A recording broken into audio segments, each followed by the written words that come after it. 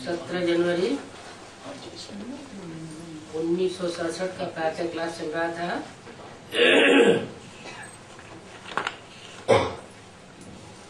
तीसरे पेज में मध्य में बात चल रही थी। मुख्य दो चित्र हैं, त्रिमूर्ति और झाड़।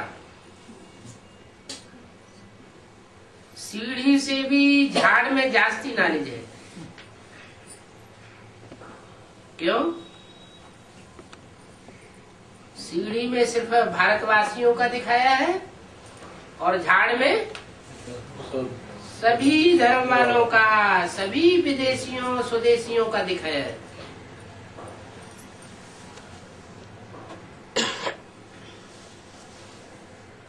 एक तरफ त्रिमूर्ति गोला, दूसरी तरफ झाड़।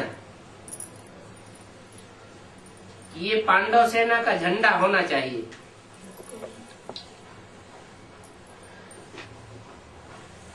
ड्रामा और झाड़ की नॉलेज भी बाप देते हैं। लक्ष्मी नारायण और विष्णु आदि कौन है ये कोई नहीं जानते। माँ लक्ष्मी की पूजा करते हैं, समझते हैं लक्ष्मी आवेगी। अब लक्ष्मी को धन कहाँ से आवेगा?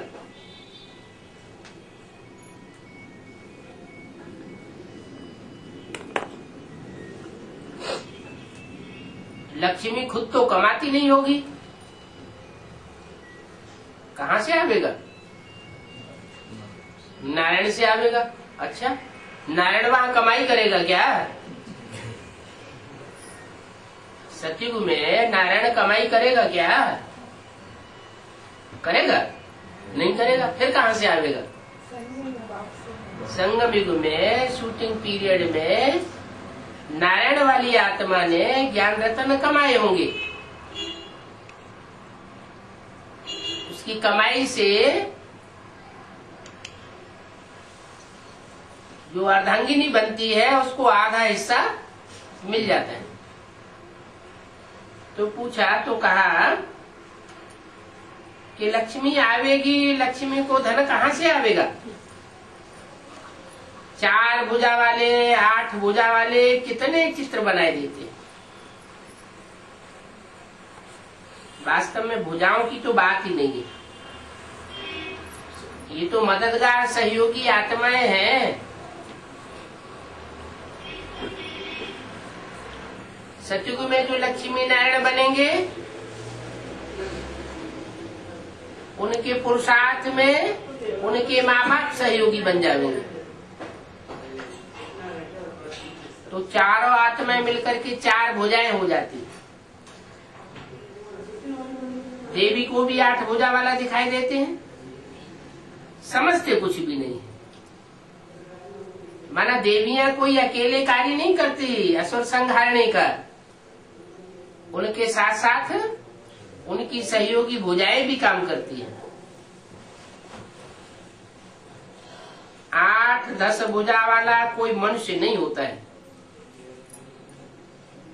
ये तो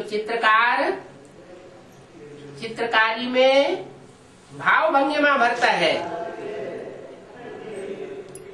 असलियत को समझाने के लिए।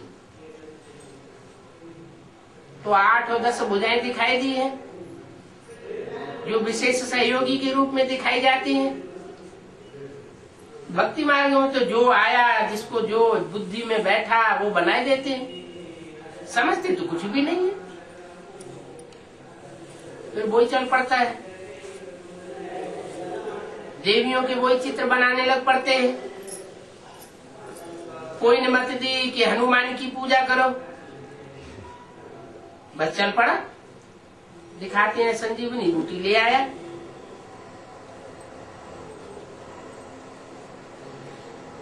अब संजीवनी बूटी होती क्या है?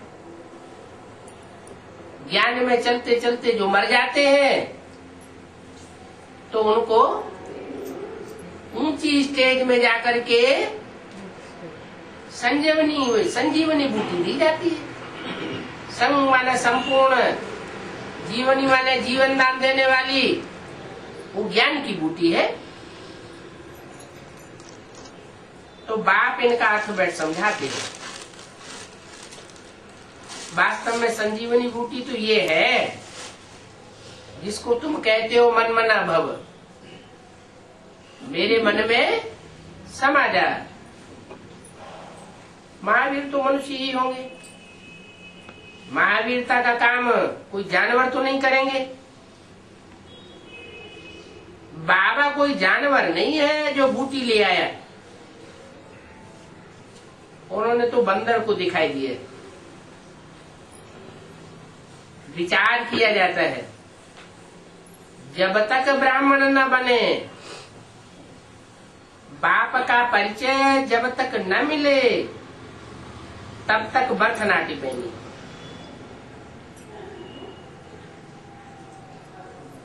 मर्तबे का मनुष्यों को कितना अभिमान होता है। उनको तो बड़ी मुश्किलात है। राजाई स्थापन करने में कितनी मेहनत लगती है। वो दुनिया में तो है बाहुबल। बाहुबल से अपनी राजाई स्थापन करते हैं, बाहुबल से राजाई बढ़ाते चले जाते हैं, और यहाँ बाप आकर के सिखाते हैं योग बल। तो कहाँ बाहुबल और कहाँ योग बल? ये बातें शास्त्रों में नहीं है। वास्तव में तुम कोई शास्त्र रेफर भी नहीं कर सकते हो, क्योंकि तुम्हें तो असलियत का पता ही नहीं है। ये तो बाप शास्त्रों को रेफर करते हैं और फिर शास्त्रों का सार भी समझाते हैं। अगर तुमको कोई कहते हैं कि तुम शास्त्रों को मानते हो, बोलो हाँ ये तो सब भक्ति मार्ग के शास्त्र है, हम इनको क्यों नहीं मानेंगे? मानते हैं, जो चीज है वो मानी तो जाएगी। भक्ति माना ही दुर्गति मार्ग। भक्ति करते करते 2500 साल की हिस्ट्री बताती है कि सब नीचे गिरते चले गए। अंधश्रद्धा में बुद्धि चली गई, तो भक्ति से होती है दुर्गति। काहे की दुर्गति? मन बुद्धि की पहले दुर्गति हो जाती है। मन बुद्धि रूपी आत्मा की दुर्गति हुई, माना फिर तन धन सब दुर्गति को पाता है। भक्ति माना ही दुर्गति मार्ग। अभी वो भक्ति मार्ग पूरा होता है। अभी हम ज्ञान मार्ग पर चल रहे हैं, और ज्ञान देने वाला एक ही ज्ञान सागर बाप है। वो जो ज्ञान देते हैं उसको रूहानी ज्ञान कहा जाता है। मनुष्य जो भी ज्ञान देते हैं जिस्मानी ज्ञान देते हैं, और बाप बैठ रूहों को रूहानी ज्ञान सुनाते हैं। वो ज्ञान जिस्मानी ज्ञान मनुष्य बैठ मनुष्यों को देते हैं, और ये है वो रूहानी नॉलेज है जो रूहानी बाप आकर के किसको देते हैं? रूहों को देते हैं। रूहों को देते हैं क्यों? 500-700 करोड़ के अलावा जो भी कीट पशु पक्षी पतंगे हैं सब रूह नहीं है क्या? है? समझते नहीं? वो रूह है कि नहीं? रूह है तो उनको नॉलेज देते हैं, क्यों नहीं देते? अच्छा, मनुष्यों में जो भी मनुष्य मात्र हैं उन सबको, मनुष्यों की भी जो रूह है, आत्मा है, उन सब मनुष्यों की आत्माओं को ज्ञान देते हैं। हमारे जो संगम में रहते हैं उन्हीं को, माना उन्हीं को ज्ञान देते हैं जो पूरी रूहानी स्टेज में टिकते हैं, अपन को रूह समझने की प्रैक्टिस करते हैं। बेसिक नॉलेज में क्या प्रैक्टिस कराई गई? मैं आत्मा ज्योति बिंदु। तो मुरली में बोला आत्मा रूपी सुई की सारी कट उतर जाने पर तुम बच्चे डायरेक्ट बाप से सीखोगे। तो पहले आत्मा बनना पड़े। आत्मिक स्थिति में जो जो स्थित होते जाते हैं वो बेसिक नॉलेज से निकल करके ऊंची पढ़ाई में ऐड कर दिए जाते हैं। जैसे कि प्राइमरी स्कूल में से, जूनियर हाई स्कूल से बच्चे निकलते हैं तो हायर क्लास की पढ़ाई पढ़ते हैं, तो वो बेसिक नॉलेज है। कौन सी? मैं आत्मा ज्योतिबिंदु। तो रूहानी बाप रूहों को बैठ पढ़ाते हैं। और शूद्रों को कौन पढ़ाते हैं? शूद्रों को जिस्मानी कहेंगे या रूहानी कहेंगे? क्या कहेंगे? जिस्मानी कहेंगे। शूद्रों को पढ़ा करके ब्राह्मण कौन बनाते हैं? जिस्मानी जो शूद्र हैं उनको पढ़ाई पढ़ा करके शूद्रों को ब्राह्मण बनाने का काम ब्रह्मा और ब्रह्मा कुमारियों का। और उन शूद्रों में से जो ब्राह्मण बनते हैं वो दो प्रकार के बन जाते हैं, एक कुखवंशावली और एक मुखवंशावली। मुखवंशावली में भी कोई तो सिर्फ मुख से सुनना और सुनाना ही जानते हैं, धारण करना नहीं जान पाते। तो जब धारण नहीं करेंगे तो प्रैक्टिकल जीवन में अपन को आत्मा अनुभव नहीं कर सकते। उनका प्रश्न बना रहता है, अपन को आत्मा कैसे समझे, आत्मा को कैसे देखें, आत्मिक स्थिति में कैसे टिके। ये तो बहुत मुश्किल है। बाप तो आते हैं प्रैक्टिस कराने के लिए, युक्तियां देते हैं। देह और देह के संबंध सब विनाशी हैं। ये दुनिया ही जाने वाली है, देह की दुनिया खलास होने वाली है। तो खलास होने से पहले जो आत्मिक स्थिति में टिक जाएंगे वो प्राप्ति करेंगे। इसलिए बाप कहते हैं मैं ज्ञान का सागर तो हूं, लेकिन मैं ये ज्ञान रूहों को देता हूं, जिस्मों को और जिस्मानी स्थिति में स्थित रहने वाले देह अभिमानियों को ये ज्ञान नहीं देता हूं। मनुष्य कभी स्पिरिचुअल नॉलेज नहीं सुना सकता। स्पिरिचुअल माना आध्यात्मिक, आदि माने अंदर की, आत्मिक माना आत्मा के अंदर की नॉलेज। मनुष्य सब देह अभिमानी होते हैं। जो देह अभिमानी मनुष्य है वो मैटर की नॉलेज सुनाते हैं, मैटेरियल नॉलेज। बाप आकर के आत्मा के अंदर क्या है, कैसे 84 जन्मों का पार्ट भरा हुआ है, वो सारी नॉलेज आकर के सुनाते हैं। ज्ञान का सागर, पतित पावन, लिबरेटर, सदगति दाता वो एक ही है। किसकी तरफ से बोला? ब्रह्मा की तरफ से बोला। सदगति दाता, लिबरेटर वह एक ही है। वह करके सदगति दाता और लिबरेटर को दूर कर दिया। नहीं तो ब्रह्मा के तन में बैठ के बोल रहा है बोलने वाला, यह एक ही है, ऐसे क्यों नहीं कहा? क्योंकि बोलने वाला जानता है कि इनको तो शरीर छोड़ना है। शरीर छोड़ने के बाद सदगति और दुर्गति की तो कोई बात होती नहीं। सदगति दाता एक है, बाकी सब है दुर्गति दाता। नाम बड़े बड़े रख दिए। जो दुर्गति दाता है उनके बड़े बड़े नाम हैं। श्री श्री 108 जगत गुरु श्री शंकराचार्य जी महाराज टाइटल रखवाए लेते हैं। 108 आत्माएं जो सिद्ध आत्माएं गाई हुई हैं, उन सिद्ध आत्माओं के ऊपर आचार्य, उनको पढ़ाई पढ़ाने वाले जगत गुरु क्योंकि वो दुनिया की चुनी हुई 108 आत्माएं हैं जिनको हर धर्म में माला के रूप में स्मरण किया जाता है, सिमरण किया जाता है। कोई भी धर्म ऐसा नहीं है दुनिया का जहां माला न फेरी जाती हो। तो हर धर्म से इसका मतलब है कि चुनी हुई आत्माएं, श्रेष्ठ आत्माएं आकर के पढ़ाई पढ़ती है, और जिससे पढ़ाई पढ़ती है वो भगवान के रूप में पूजा जाता है। तो मनुष्य गुरु भगवान बनकर के बैठ गए। बाप कहते हैं ये सब हिरण्यकश्यप है। क्या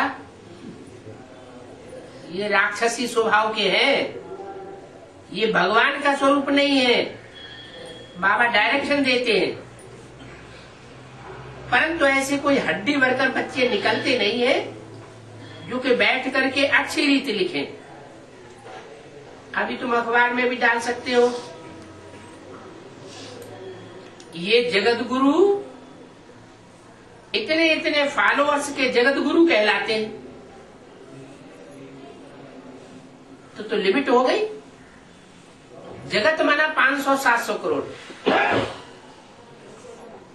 जगत पिता तो 500-700 करोड़ जगत का पिता होगा ना।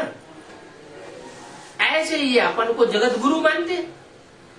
तो जगत गुरु होगा तो क्या लिमिटेड आत्माओं को गुरु बनेगा? लिमिटेड आत्माओं की सदगति करने के लिए गुरु बनेगा? नहीं। ये तो जगत की सदगति कर ही नहीं सकते। अपने आप का जीव घात कर देंगे तो सारे जगत को सदगति कौन देगा? उनके फॉलोअर्स का हाल देखो क्या हो जाता है। खुद तो समाधि में बैठ जाते हैं, प्राण चढ़ा देते हैं, शरीर छोड़ देते हैं, तो जीव घात होगा ना। लिखना चाहिए ये भक्ति मार्ग दुर्गति मार्ग के गुरु हैं। खुद अपनी भी सदगति नहीं कर सकते, अपने चेलों की भी नहीं कर सकते। परंतु ऐसी कोई बच्चे की हिम्मत होती नहीं है जो इन बातों को लिखे, और न कोई बच्चे ने अभी उच्च अवस्था को पाया है जो बुद्धि में बैठा है। बाबा तो समझाते रहते हैं बच्चों को कि ऐसे ऐसे करो, परंतु बच्चों में हिम्मत नहीं आती।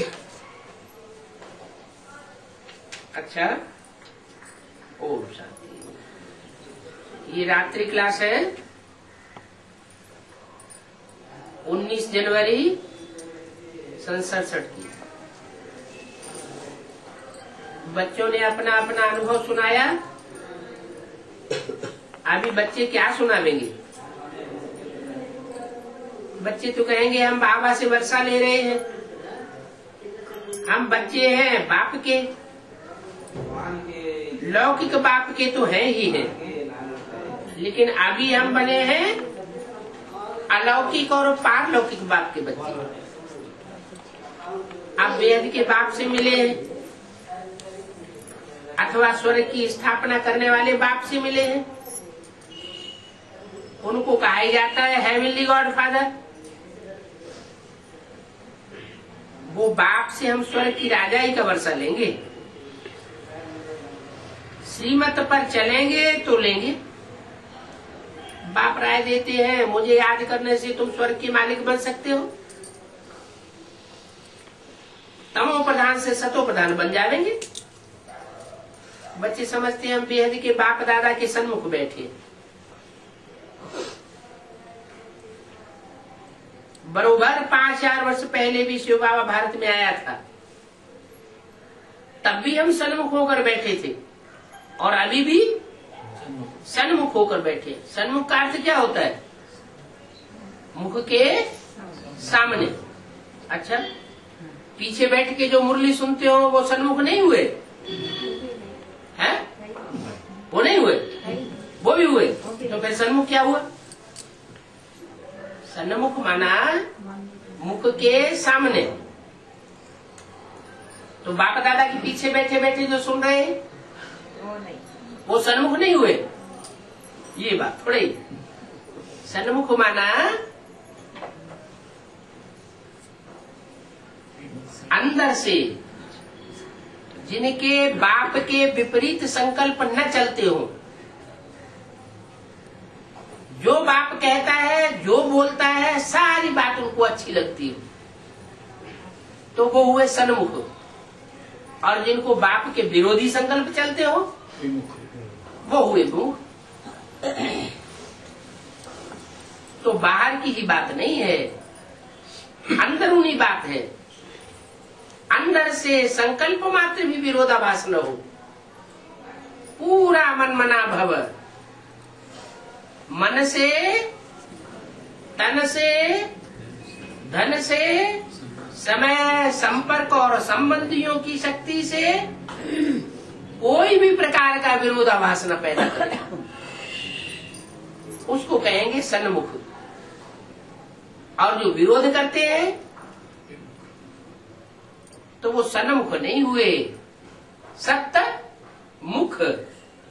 ये दो शब्द मिलाकर के बनता है सतमुख, सन्मुख। सत में ता हलंत। तो सन्मुख का मतलब है बाप के अनुकूल, हर बात में अनुकूल। तो हम समझते हैं कि हम बेहद के बाप दादा के सन्मुख बैठे हैं। बरोबर 5-4 वर्ष पहले भी शिव बाबा भारत में आया था, तो हम भारतवासियों को स्वर्ग का वर्षा दिया था। किसको दिया था? विदेशियों को नहीं दिया था। हैं? विदेशी फालतू पढ़ाई पढ़ रहे हैं। अरे इस ज्ञान में विदेशी चलते हैं या नहीं चलते हैं? तो उनको वर्षा नहीं मिलने वाला है?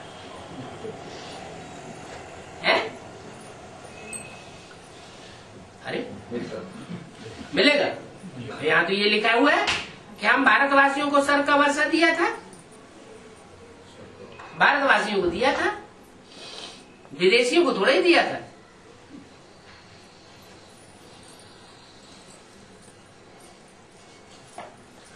कैसे होगी पहली हल?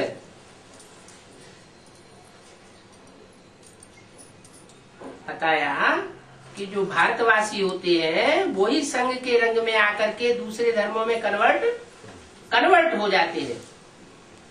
और बाई चांस विदेशी बन जाते हैं, होते नहीं है विदेशी। तो जो कन्वर्ट होकर के दूसरे धर्म में चले गए, उनको ओरिजिनल क्या कहेंगे? उनको भारतवासी कहेंगे या विदेशी कहेंगे? ओरिजिनल तो भारतवासी है ना। नहीं तो 500 करोड़ जितने हैं वो सारे स्वर्ग में आ जाने चाहिए, सबको सदगति का वर्षा मिल जाना चाहिए। जितने भी मनुष्य मात्र हैं 500-700 करोड़, वो सारे ही मनुष्य से देवता, नर से नारायण जैसे बन जाने चाहिए। सब नहीं बनते हैं। कितने बनते हैं? जो भारतवासी है वो भारतवासी नर से नारायण जैसे देवता बनते हैं, उनकी सदगति होती है, उनको स्वर्ग का वर्षा मिलता है। तो टोटल कितने हुए है?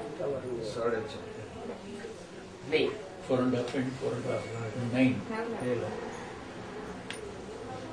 हम भारतवासियों को स्वर्ग का वर्षा दिया था। माना पक्के जो भारतवासी हैं, जो कभी दूसरे धर्म में कन्वर्ट होकर के नहीं जाते हैं, वो है सिर्फ 4.5 लाख। ज्यादा में ज्यादा कहो 9 लाख, 9,16,108 जो पक्के देवताएं बनते हैं। देवी देवता सनातन धर्म के पक्के हैं। और बाकी उसके बाद जितनी भी आत्माएं आती हैं वो कुछ न कुछ कन्वर्ट होती रहती है, पूरी आत्मिक स्थिति में स्थित नहीं हो पाती। उनकी आत्मा में कुछ न कुछ डिफेक्ट रह जाता है। वो डिफेक्ट होने के कारण वो फिर दूसरे धर्म में कन्वर्ट हो जाते हैं आसानी से। जैसे ही दूसरे धर्म आते हैं द्वापर युग से द्वैतवाद फैलाने वाले, तो उनके बहकावे में आ जाते हैं। जो वहां बहकावे में आ जाते होंगे वो यहाँ बहकावे में शूटिंग पीरियड में आते होंगे या नहीं आते होंगे? नहीं, यहाँ भी आते हैं। यहाँ भी जो विधर्मी आत्माएं हैं उन विधर्मी आत्माओं के प्रभाव में आ जाते हैं। सशक्त विधर्मी आत्माएं, पावरफुल, उनके कंट्रोल में आ जाते हैं। बाप को त्याग देते हैं और विधर्मियों को बाप बना लेते हैं। अभी फिर बाप आया हुआ है। अब बाप की याद की भट्टी पड़ी तो भट्टी में किचड़ा तो सारा निकल जाएगा ना, और सच्चा सोना बन जाएंगे। ये भट्टी कब पड़ेगी? कब सोना बन जाएंगे? है? अभी सोना बन रहे हैं कि और ही नीचे गिर रहे हैं? अनुभव में क्या आ रहा है? अवस्था ऊंची चढ़ रही है कि नीचे गिर रही है? ऊंची चढ़ रही है। अमृत वेला सुधर रहा है कि बिगड़ रहा है? क्या हो रहा है? सुधर रहा है। चढ़ती कला तेरे बाने सर्व का भला। अगर सुधर रहा है तो दूसरी आत्माओं का भला किए के बगैर वो बैठ नहीं सकता चैन से। अगर बिगड़ रहा है, गिरती कला है, तो दूसरों का कल्याण कर नहीं सकता। अपना भी कल्याण नहीं करेगा और दूसरों का भी कल्याण नहीं करेगा। तो सच्चा सोना जब बन जाएंगे जब भट्टी में पड़ेंगे। अभी सच्चा सोना बने हैं या नहीं बने हैं? या कोई बना है या नहीं बना है? कोई बना है? सच्चा सोना कोई बना है? इसलिए नहीं बना है कि एक तरफ हम पुरुषार्थ करते जाते हैं और दूसरी तरफ 500-700 करोड़ मनुष्य आत्माओं के जो वाइब्रेशन है विधर्मियों के, वो वाइब्रेशन हमारे ऊपर हावी होते जाते हैं। तो हमारा किया हुआ सारा पुरुषार्थ चौपट हो जाता है। इसलिए बताया कि तुम बच्चे आगे चल करके परम धाम को इस सृष्टि पर उतार लेंगे। माना तुम बच्चों का ऐसा एक संगठन तैयार होगा जिस संगठन में संगठित होकर के तुम बच्चे पुरुषार्थ करेंगे और बाप तुमको पुरुषार्थ करावेंगे।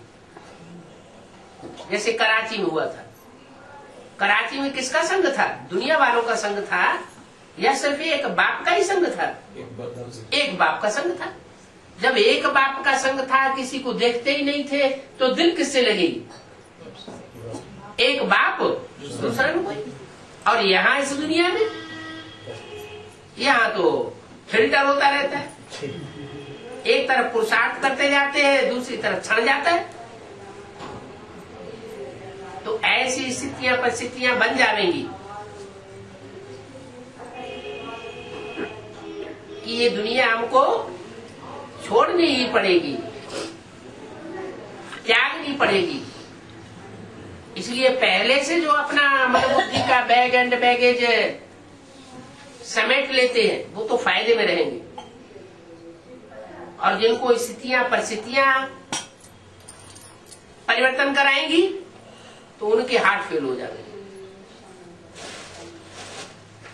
तो भट्टी में तुम पड़ेंगे, कंचन बनेंगे, सच्चा सोना बन जाएंगे। बच्चे कहते हैं बाबा हम आपके बच्चे बने।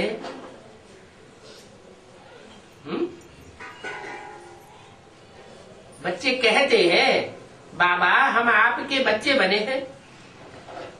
अब बच्चे बने हो तो जरूर स्वर्ग का वर्षा लेंगे। हैं? बच्चे बने हैं तो निशानी क्या होगी? हैं? बाप का हेवनली गॉडफादर का बच्चा बना तो वर्षे का अधिकारी होगा ना। अरे अरबपति का बच्चा है तो पैसे पैसे के लिए मोहताज होगा, या भरपूर होगा? भरपूर होगा। तो अगर हम बच्चे कहते हैं बाबा हम आपके बने हैं, तो स्वर्ग के अधिकारी होने चाहिए ना, जरूर स्वर्ग का वर्षा लेंगे अथवा अमर लोक का वर्षा लेंगे। अनिश्चय बुद्धि बन न सके। स्वर्ग का वर्षा जो लेंगे तो वो खुश रहेंगे या रोते रखड़ते रहेंगे? है? उनकी खुशी का पारा चढ़ा हुआ रहेगा। अगर खुशी का पारा चढ़ा हुआ है तो इसका मतलब वर्षे के हकदार बन रहे हैं। बच्चे कहते हैं आप हमें अमर लोक का वर्षा देते हो, परंतु माया बीच में आ जाती है तो माया रावण आकर के मृत्यु लोक का वर्षा दे देती है। आप आकर खुशी का पारा चढ़ाते हैं और माया रावण नीचे गिरा देता है। तो बच्चों को बाप बताते हैं कि खुशी रहनी चाहिए, ये निशानी है बाप का बनने की। देह सहित देह के सब संबंधियों को देखते हुए, साथ में रहते हुए,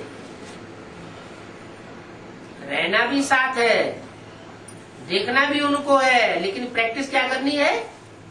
देखते हुए भी न देखना, उनकी बातें सुनते हुए भी न सुनना, ऐसी स्थिति बनानी। इनको कहा जाता है बेहद की पुरानी दुनिया का सन्यास। ऐसे जो बेहद के सन्यासी बनेंगे, आदि में भी भट्ठी में पड़े थे और अंत में भी फिर भट्ठी में पड़ेंगे। उनको ये लिफ्ट मिल जाएगी, और जिन्होंने प्रैक्टिस नहीं की होगी तो ये लिफ्ट उनको मिल नहीं पाएगी। पाप तो दुनिया में बहुत होते रहते हैं, क्योंकि पुरानी दुनिया है ना। भारत सचखंड था, अभी तुम सचखंड का मालिक बनते हो। बाप बच्चों को कहते हैं तुम अपना अनुभव सुनाओ।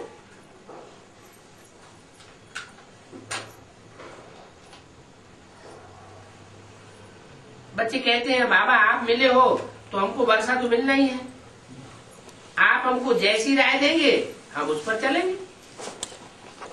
इन गुरु लोगों से तो कोई रास्ता मिलता नहीं।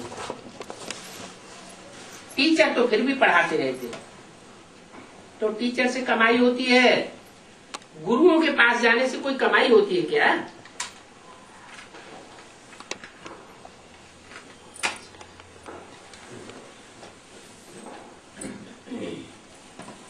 गुरु क्या कमाई कराते?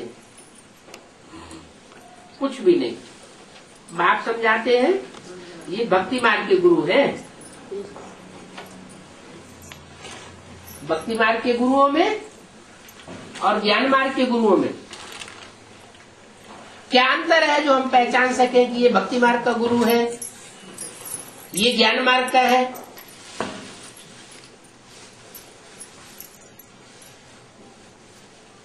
क्योंकि भगवान जब बाप आते हैं तो ढेर के ढेर भगवान निकल पड़ते हैं। एक भगवान निकला, दूसरा निकला, तीसरा निकला, चौथा निकला, ढेर के ढेर भगवान निकलते हैं और मुगालते हुए पड़ जाते हैं बच्चे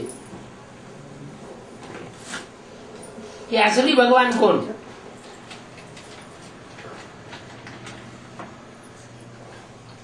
भक्ति मार्ग की दुर्गति करने वाला कौन और ज्ञान मार्ग से सदगति करने वाला कौन?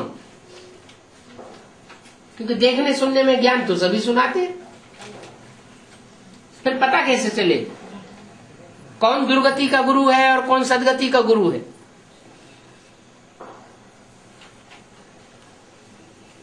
कैसे मालूम पड़ेगा?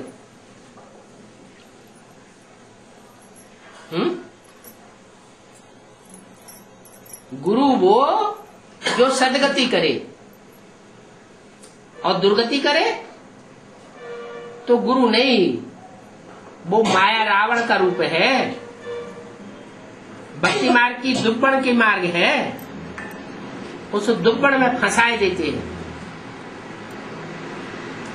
उससे निकलते ही नहीं है।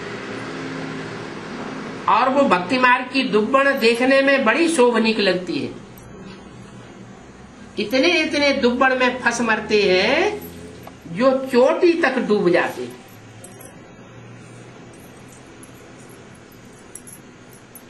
जब चोटी तक डूब जाते हैं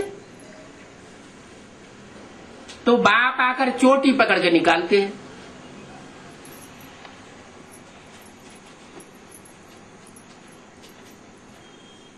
चोटी रह जाती है ऊपर, सारा अंदर धस जाते।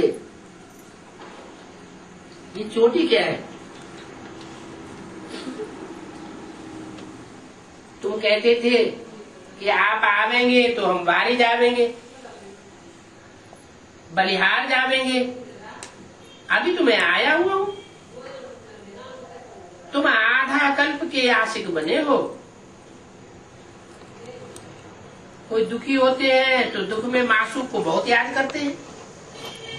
तुम भी याद करते आए हो।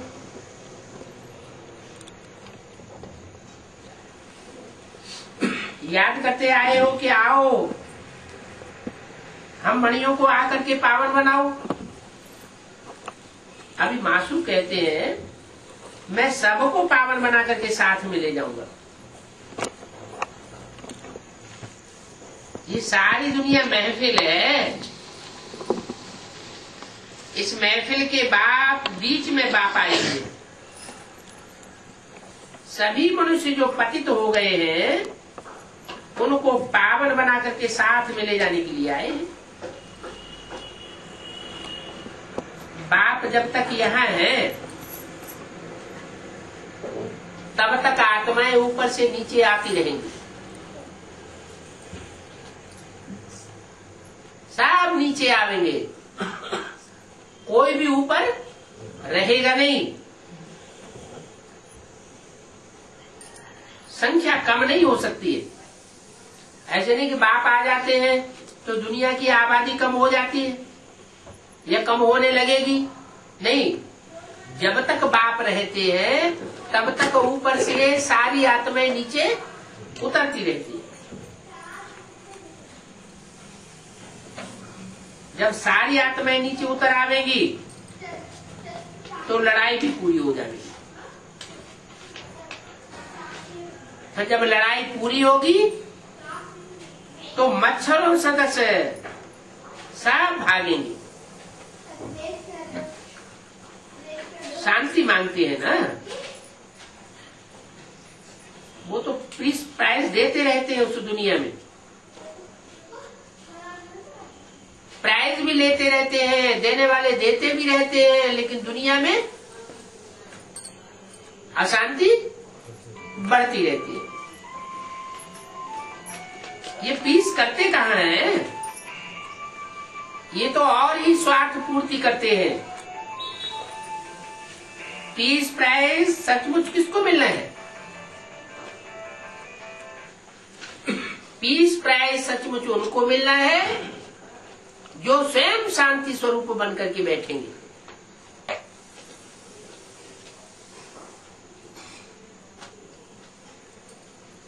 तुम बच्चों को मिलेगी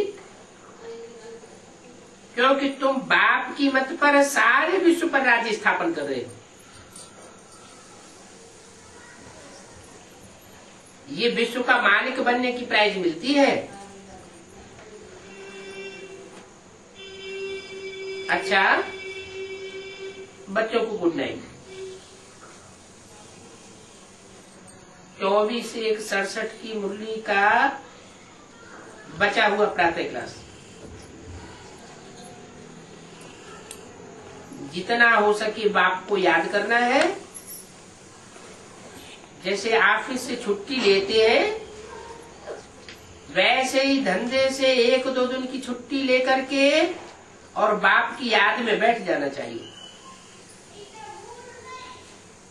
घड़ी घड़ी बाप की याद में बैठो। अच्छा, सारा दिन व्रत रख देता हूं, बाप को ही याद करने का अभ्यास डालना है, तो देखो कितना फायदा हो जाएगा। बाप की याद आवेगी ही तब जब पहले अपन को आत्मा समझेंगे। अपन को आत्मा समझना और देह को भूलना, यही तुम्हारी तपस्या है। वो तपस्वी होते हैं, वो तो देह भान के तपस्वी होते हैं। एक टांग पर खड़े हो जावेंगे, उल्टे लटक जावेंगे, कड़क होकर के बैठेंगे। बाप ऐसा कड़क संन्यास नहीं सिखाते, ऐसा कड़क भट्ट योग नहीं सिखाते। वो तो बताते हैं सिर्फ अपन को आत्मा समझो, इस देह भान को त्यागो। देह भान को त्यागेंगे तो देह के सुख भी त्यागने पड़ेंगे। देह भान होगा तो देह का सुख महसूस होगा, देह भान नहीं होगा तो देह का सुख भी महसूस नहीं होगा। देह का सुख त्यागना माना तपस्या करना। वो तो देह को दुख देते हैं, यहाँ दुख देने की बात नहीं है, यहाँ दैहिक सुख को त्यागने की बात है। वो भी जबरदस्ती नहीं त्यागना है, प्रैक्टिस ऐसी कराते हैं जिससे आत्मा आत्मिक स्थिति में टिके और देह भान छूट जाए, विकर्म भी विनाश होंगे। बाप को याद करेंगे, औरों को भूलेंगे तो तुम्हारे विकर्म भी विनाश होंगे। बाप की याद से ही सतोप्रधान बनना है। सारा दिन पूरा योग तो कोई लगा ही नहीं सकता। क्या क्यों नहीं लगा सकता? सारा दिन पूरा योग क्यों कोई क्यों नहीं लगा सकता?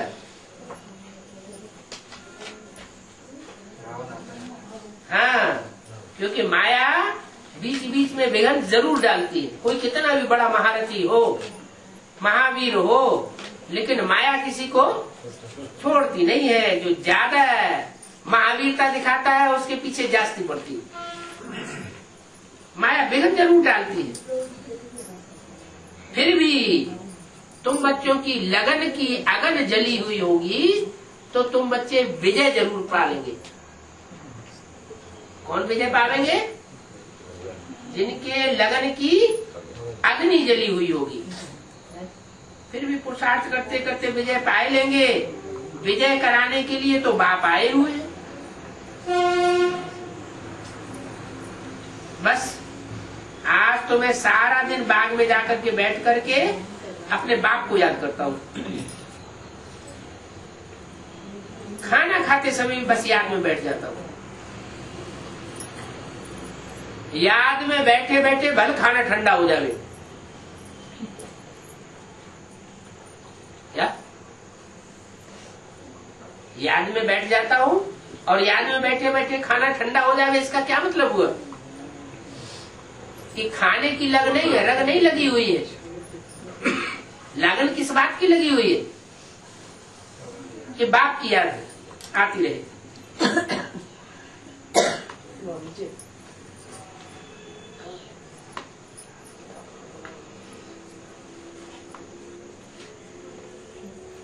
तो ये युद्ध है, हमको पावन जरूर बनना है, औरों को भी रास्ता बताना है।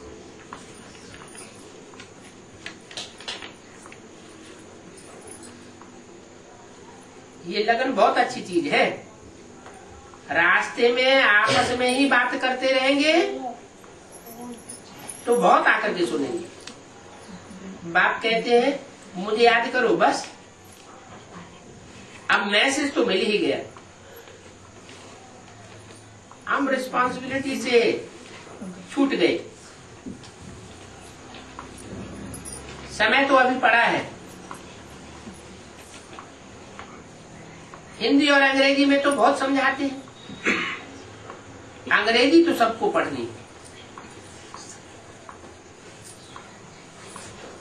इनके बिना तो कोई का काम चल न सके। कर्जा ही अंग्रेजी वालों से लेते हैं, परंतु अहंकार इतना है कि कर्जा भी लेते रहते हैं और गुरु गुरु भी करते रहते हैं। तो देखो बंदर है ना, ये भी बंदर है, एक दो को गुरु गुरु करते रहते हैं। ये है ही सारी बंदरों की महफिल। सूरत मनुष्यों की है, सीरतें बंदर जैसी होती जाती। कितना आपस में लड़ते झगड़ते अहंकार करते रहते, छी बनते रहते हैं, और फिर अहंकार देखो कितना करते हैं। ओम शांति। अगला रात्रि क्लास है 20:67 का। सभी सर्विस के समाचार में बिजी है। बच्चों की दिल होती है रहम दिल बन करके कोई पर रहम करे, तो जो रहम करेंगे वो वर्षा जरूर लेंगे। रहम करना माना धर्मी बनना, और कोई पर रहम नहीं करते हैं। आत्मा सामने आई, देखने में आती है कि यह अज्ञानी है, बाप का परिचय नहीं मिला हुआ है, फिर भी उसको कुछ भी सुनाते नहीं। तो रहमी हुए या बेरहमी हुए, क्या कहेंगे? मान लो रेल में यात्रा करते हैं, आसपास बहुत से लोग आकर के बैठ जाते हैं, 4-6 घंटे बैठे रहते हैं। तो मनहूस होगा तो क्या करेगा? दान नहीं देगा। और फराक दिल होगा, रहम दिल होगा, तो दूसरे को सुनाए बगैर रह नहीं सकेगा। कुछ न कुछ इसको भी अंजलि दे देगा। तो बच्चों को रहम दिल बनकर के रहम करना चाहिए। भक्ति मार्ग में भी कहते हैं जहां दया वहां धर्म है। दया नहीं आती है तो अधर्मी है। दया कहो, रहम कहो, अज्ञानियों के ऊपर रहम आना चाहिए ना। तो ऐसे बच्चे जो रहम दिल वाले होते हैं वो बाप से वर्षा लेते हैं। अगर रहम दिल नहीं बनते हैं, सर्विस नहीं करते हैं, तो जैसे कि भरतनाट्य पहने, भरत पाउंड नहीं बन सकते। फिर उनको भी बंदरों के साथ मिलाए देते। क्या उनको किनके साथ मिलाए देते? राम की सेना के साथ मिलाए देते। ये राम की सेना हो गई कौन सी?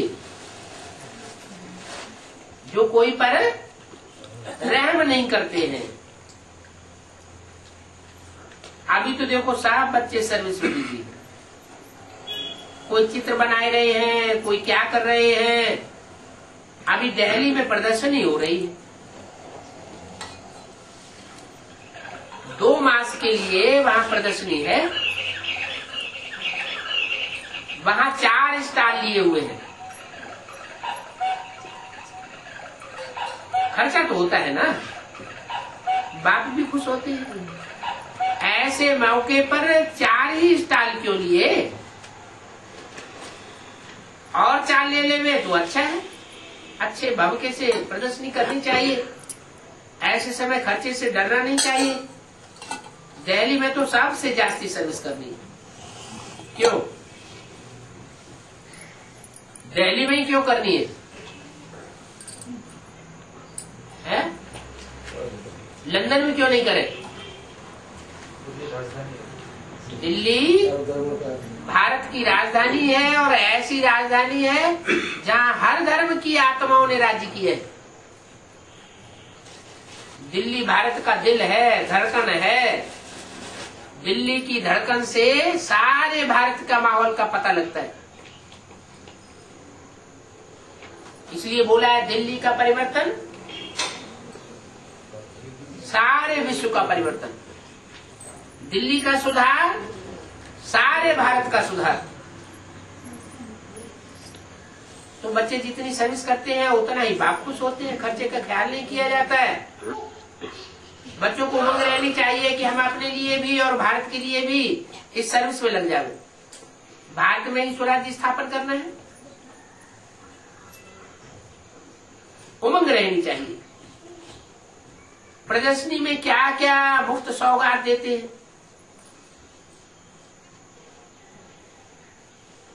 प्रसाद भी अच्छे हैं, चित्र तो इनमें भी बनाए हुए हैं। कोई को सौगात देने के लिए प्रदर्शनी में बिक भी सकते हैं। इन चित्रों से भी मनुष्यों का जीवन हीरे जैसा बन सकता है। बच्चों में सर्विस का उमंग, शौक नहीं है, विचार सागर मंथन नहीं करते हैं। जैसे कि कब्र दाखिल हुए पड़े, बाप के दिल पर नहीं चढ़ते हैं तो फिर मुर्दों की कतार में आ जाते हैं। कहा जाता है घर की नदी को कोई पूछता नहीं है। बाहर में रहने वाले बच्चों को कितना शौक है। यहाँ भी सीजन में तो बहुत आते हैं। कहाँ की बात बताइए? मधुबनी की, माउंट आबू की। यहाँ भी सीजन में तो बहुत आते हैं। यहाँ भी प्रदर्शनी हो तो बहुत आकर के लाभ प्राप्त करें, खुशी होती है। ऐसे मत समझो कि बाबा को सर्विस का शौक नहीं है। यहाँ तो सर्विस नहीं है ना, और वहां तो बहुत आकर के मानेंगे। कहाँ?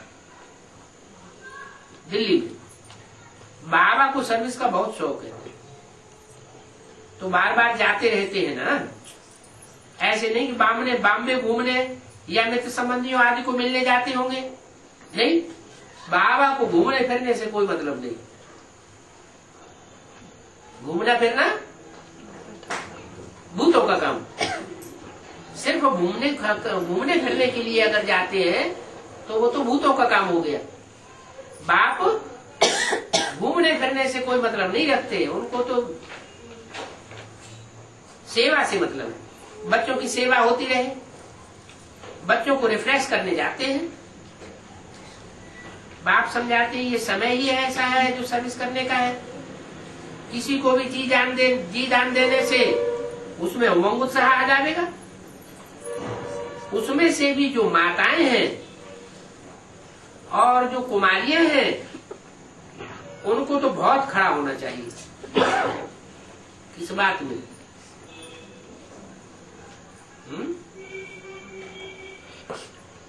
ईश्वरीय सेवा में, ईश्वरीय सेवा के क्षेत्र में, पुरुषार्थ के क्षेत्र में माताओं और कुमारियों को तो बहुत खड़ा होना चाहिए। कन्याओं पर तो सबसे जास्ती रिस्पॉन्सिबिलिटी है भारत को स्वर्ग बनाने की।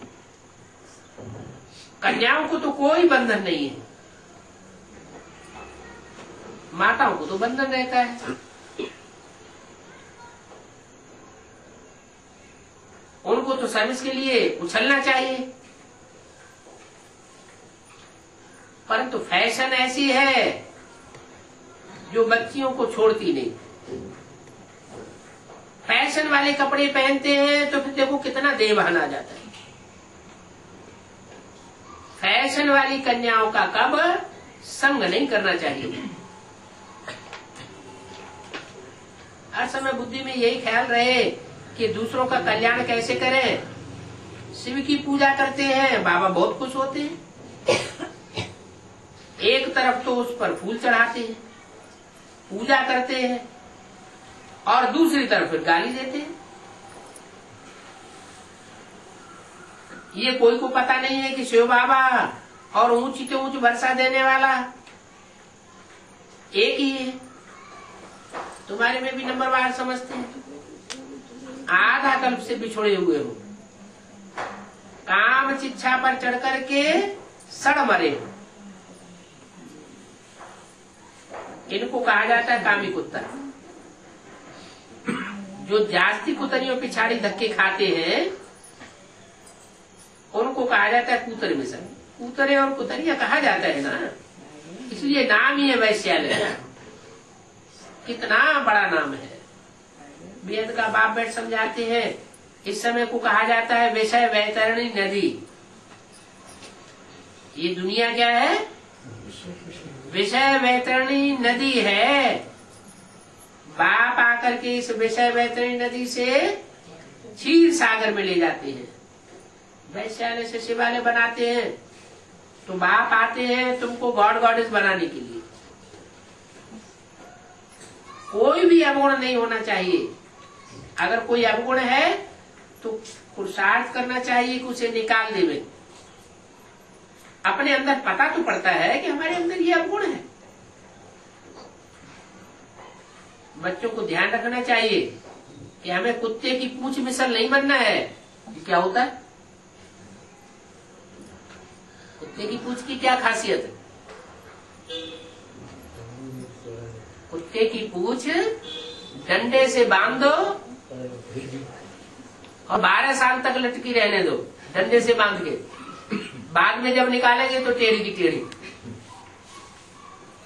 तो कुत्ते की पूंछ मिसल नहीं बनना चाहिए। कुत्ते का पूंछ कब सीधा नहीं होता है। क्या मतलब?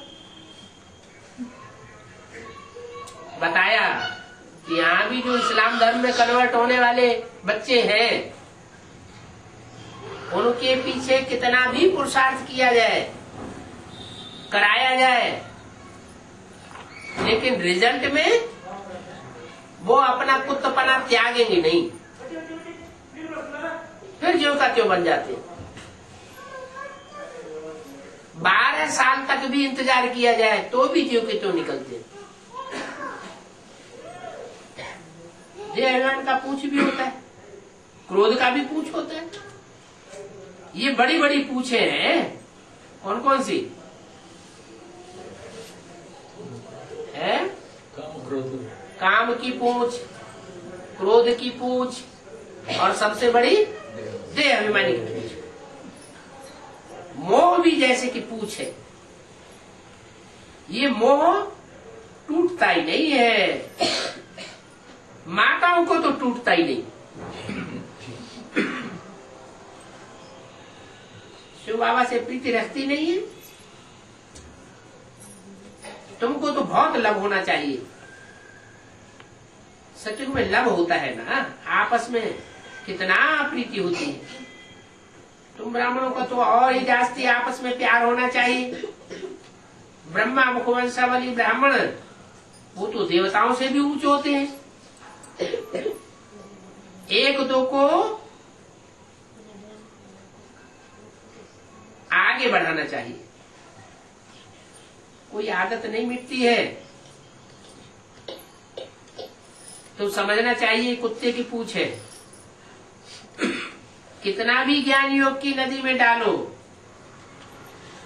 वो क्रोध और काम छोड़ते नहीं है। तो समझा जाता है इनकी तकदीर ही ऐसी। तुम्हारी अहम ऑब्जेक्टिव है फूल बनना, देवताई गुण धारण करना। मुख से पत्थर निकलते हैं तो फिर ऐसों को कहा जाता है पत्थरनाथ पत्थरनाथनी। इसलिए बोला कि जिनको क्रोध आता है उस समय वो अपन को क्या समझे कि मैं चांडाल का पद पाने वाला हूं, चांडाल की शूटिंग कर रहा हूं। अगर रतन निकलते हैं तो पारसनाथ पारसनाथ नहीं कहा जाता है। पारस पत्थर का क्या गुण बताया? कहते हैं पारस एक पत्थर होता है और जहां भी लोहे से स्पर्श किया जाए तो वो लोहा सोना बन जाता है। अब ऐसा कोई पारस पत्थर होता नहीं, और अगर ऐसा हुआ होता तो सारी दुनिया का जितना भी लोहा है वो सब क्या बन जाता? सोना बन जाता। लेकिन ये एक मिसाल है, ये बताया जाता है कि जब बाप आते हैं तो बाप के संग के रंग से, याद के संग से बच्चे पारसनाथ जैसे बन जाते हैं।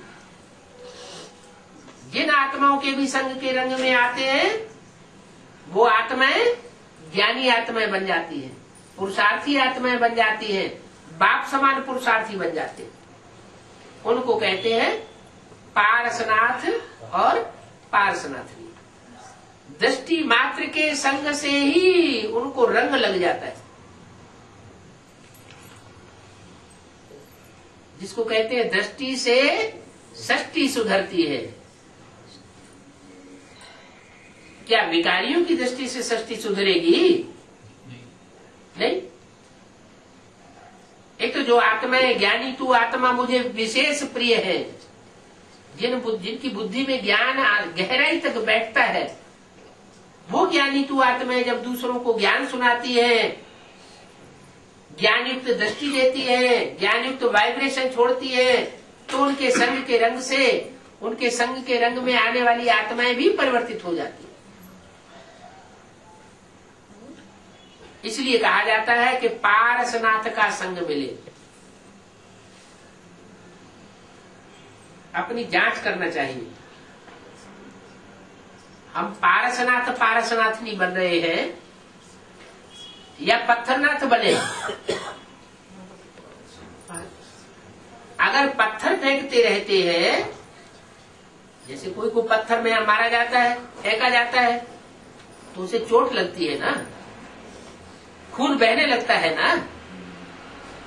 वो खून और वो पत्थर वो है स्थूल हद का, और यहाँ ज्ञान मार्ग में पत्थर कौन सा होता है और खून कौन सा बहता है? जो पत्थर है किसी को कड़क बात कह दी, भले ज्ञान युक्त बात हो, तो भी कोई आत्मा को सुख देना है या दुख देना है? सुख देना है। ऐसी बात ज्ञान की उच्चारण करें, ऐसे मोल्ड करके बोले कि वो उसे पत्थर न लगे, उसे फूल लगे। जैसे फूल होता है सुखदायी होता है, तो बच्चों को भी सुखदायी बनना है, दुखदायी नहीं बनना है। पत्थर मारने वाला नहीं बनना है। पत्थर अगर मारेंगे तो पत्थरनाथ बनेगा। माना जिनके भी संग के रंग में आवेंगे वो आत्माएं नीचे गिरेंगी। पत्थर के संग में पत्थर बन जाते, पारस के संग में पारस बन जाते। ओम शांति।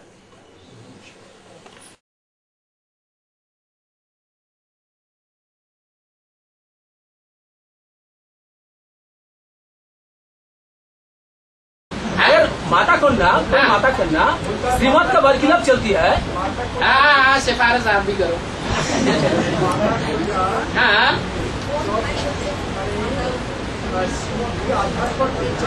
है श्रीमत के आधार पर नहीं चलते हैं। क्या करें? बाबा ने कभी बोला है कि परिचिंतन करो, जो जैसा करेगा वैसा पाएगा।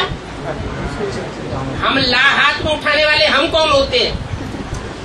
बाबा ने किसी को सत्ता दी, हम सत्ता के ऊपर उंगली उठाने वाले कौन होते हैं?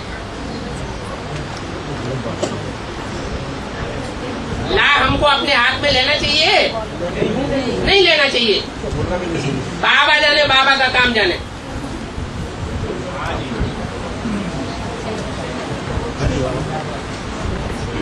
हम बच्चों जब घर संसार में रहते हैं, हम बच्चों जब घर संसार में रहते हैं, गृहस्थ में, हाँ गृहस्थ में, हाँ। उसके बाद तो माता कन्या के साथ तो रहती है। तो जब श्रीमत का उल्लंघन होता है, हाँ। श्रीमत पर चलते नहीं पाते, तो कन्या माता जब उसको बरखिलाफ करते हैं, वो बाधा आपदाई करते आप हैं। गारंटी करते हैं कि आप श्रीमत के अनुकूल ही चलते हैं? नहीं, जब चलने आप गारंटी करते हैं? नहीं, गारंटी नहीं करते। फिर आप नहीं, दूसरे उंगली क्यों उठाते हैं? कोशिश करते हैं, तो ये उसको बात क्या गलत करना है। चाहिए? ये बात बिल्कुल गलत है। ना उस पर क्या करना चाहिए? दूसरों के ऊपर उंगली उठाना, जिसको बाबा ने पहले ही घोषित कर दिया कि इनके हाथों में पावर दी है स्वर्ग का गेट खोलने की, तो वो पावर कोई आधार पर तो दी होगी, और वो आधार आप महसूस भी करते हैं कि उनके अंदर क्या पावर है जो बाबा ने उनको पावर दी है। महसूस करते हैं कि नहीं? हाँ, करते हैं। करते हैं तो होना चाहिए। बाबा ने कहा है कि निमित्त अगर कुछ उल्टी चलन चलती है या उल्टा डायरेक्शन देती है तो जब तक वो डायरेक्शन वेरीफाई न करा लो तब तक वो जैसे कहती है वैसे चलते रहो, बाबा सुधार देगा। जैसे इनकी जिम्मेवारी बाबा लेता है ब्रह्मा की, वैसे निमित्त बनों की भी जिम्मेवारी बाबा लेता है। तुम काहे के लिए अवज्ञाकारी बनते हो? तुम रूहानी मिलिट्री में आना है, ऊंचे से ऊंचे डिपार्टमेंट में तुम्हें जन्म जन्मांतर काम करना है या गटर लाइन साफ करने वाले डिपार्टमेंट में जाना है? तो फिर मिलिट्री के ऑर्डर कैसे होते हैं? जो ऑर्डर दिया तो मानना पड़े, चाहे वो छोटा ऑफिसर है चाहे वो बड़ा ऑफिसर है। छोटा ऑफिसर भी अपनी कमांडिंग में जितने भी वर्कर्स हैं उनको जो डायरेक्शन देगा तो मानना पड़े या नहीं मानने पड़े? मानना पड़े। नहीं मानेगा तो क्या हाल होगा? है शूट कर दिया जाता है। चलो हटो, तुम इस डिपार्टमेंट में काम करने काबिल नहीं हो। जाओ गटर लाइन पटर लाइन साफ करो जाके। सदैव एक बाप दादा की श्रेष्ठ बात याद रखो कि जिन्हों को बाप ने निमित्त बनाया है वो निमित्त आत्माएं जो डायरेक्शन देती हैं उसको महत्व देना चाहिए।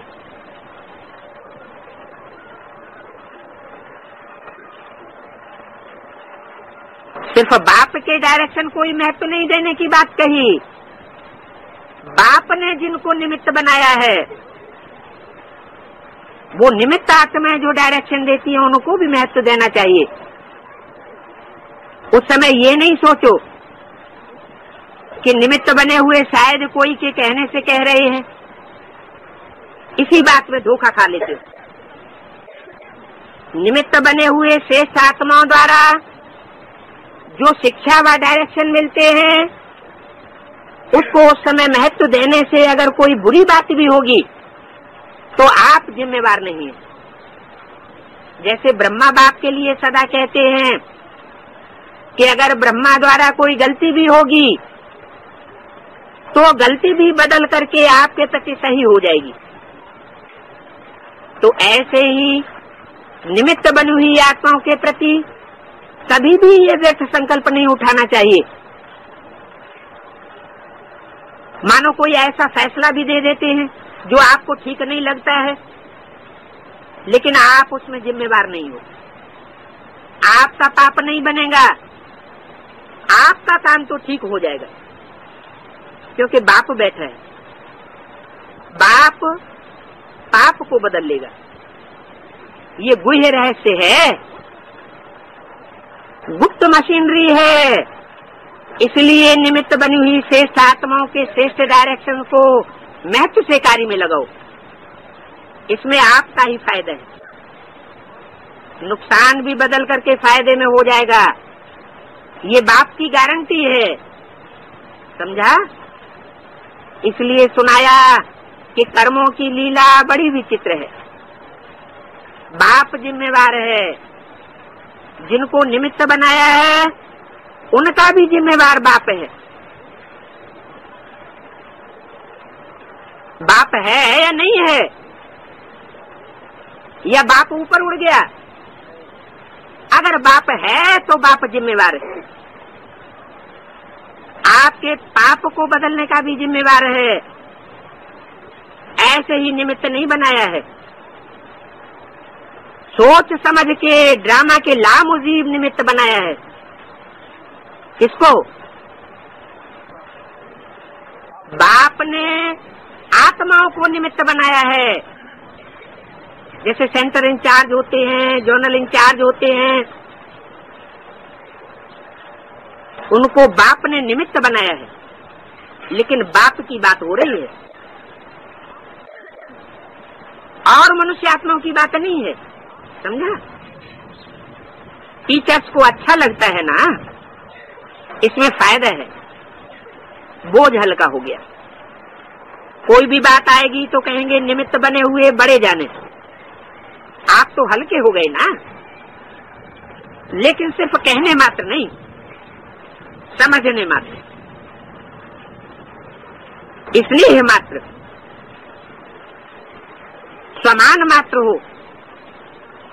इन गुह्य बातों को बाप जाने और जो समझदार बच्चे हैं वो जाने। निमित्त बनी हुई आत्माओं के लिए कुछ भी कहना अर्थात बाप के लिए कहना,